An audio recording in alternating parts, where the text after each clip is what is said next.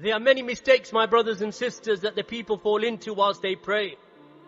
And these mistakes that they fall into, many of them are acts of sin and disobedience. So whilst you are within an act of worship, you are committing a sin.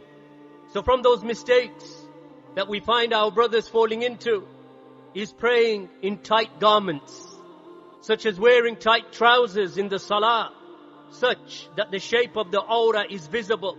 And this is forbidden generally for a Muslim, meaning even outside of the acts of ibadah, it is haram for a Muslim to wear garments that reveal his or her aura.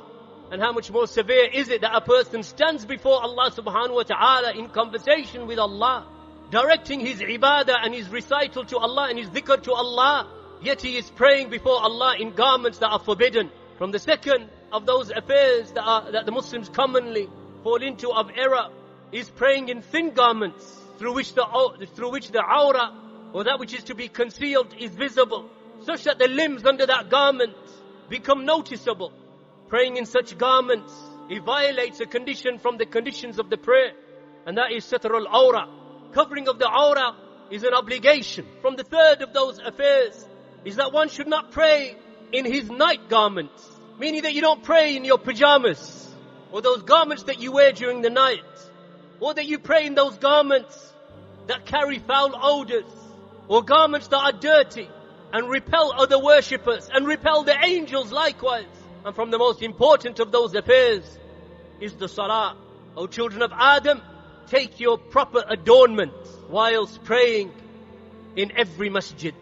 From the fourth of those affairs and from the sins that are committed in the prayer is the isbal, is allowing your garment to fall below your ankle. So those men who allow their garments, whether it be trousers, to fall below the ankle, then you have fallen into major sin, whether in the prayer or outside of the prayer. The one who allows his garment, the hem of his garment, to fall below his ankles, then he is a fasiq. He is an open sinner.